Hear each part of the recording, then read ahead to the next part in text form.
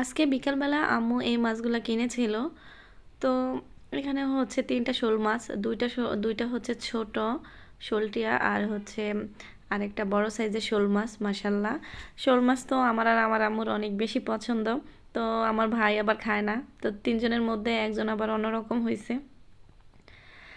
তো যাই হোক, এখন হচ্ছে বিকালবেলা, তো আমি মাছটা কেটে রাখবো। আজকে তো আর রান্না করা হবে না, কারণ আজকে তো আম্মু সারাদিনের রান্না সকালবেলায় রান্না করে ফেলছে। তা এখন হচ্ছে আমি মাছগুলা কেটে কুটে রাখবো, তারপর সকালবেলায় এই মাছগুলো আবার আম্মু রান্না করবে।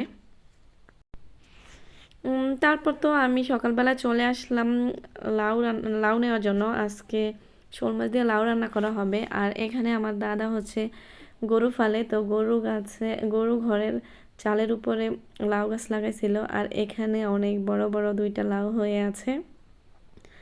তো প্রথমে আমি এই লাউটা কেটে নিচ্ছি, আরেকটা লাউ আছে ওটা চালের উপরে।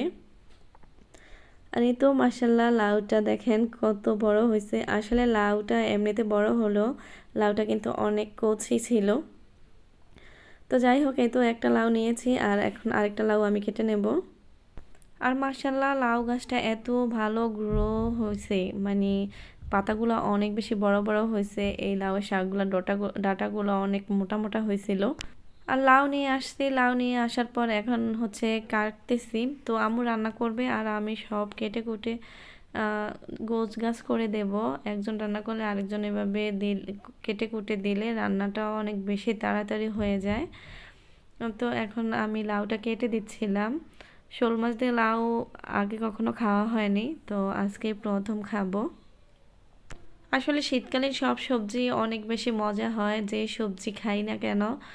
ফুলকপি, বাঁধাকপি, সিম, আলু দিয়ে যে রান্নাটা করা হয় ওটাও অনেক বেশি মজা হয়, আর লাউ তো অনেক তারপর লাউ কাটতে কাটতে একজন এসে ইলিশ মাছ বলে ডাক দিচ্ছিল। তো এখানে আবার চলে আসলাম। আয়শা এখান থেকে 14টা ইলিশ মাছ কিনছিলাম 1000 টাকা দিয়ে। যদি একটু ঠকে গেছি, আসলে প্রথমবারের অভিজ্ঞতা।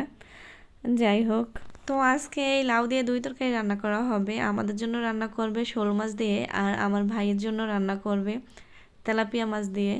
ও তো শোল মাছ খায় না, তাই ওর জন্য আলাদা করে আবার তেলাপিয়া মাছ দিয়ে রান্না করা হবে। তারপর এই তো আমাদের জন্য শোল মাছ দিয়ে লাউয়ের রান্নাটা একদম শেষের দিকে, এখন ধনিয়া পাতা দিয়ে নামিয়ে নেবে। আর তারপর হচ্ছে আমার ভাইয়ের জন্য এই তো তেলাপিয়া মাছ দিয়ে রান্নাটা করে নিচ্ছে। আর এরপর কিন্তু আম্মু লাউয়ের খোসাগুলো পালায়নি, ওগুলো আলু দিয়ে ভালোভাবে ভাজি করে নিয়েছে। এই ভাজিটা কিন্তু আমার কাছে অনেক বেশি মজা লাগে। তো যাই হোক, খেতে খেতে আজকের মতো বিদায় নিয়ে নিচ্ছি। সবাই ভালো থাকবেন, আল্লাহ হাফেজ।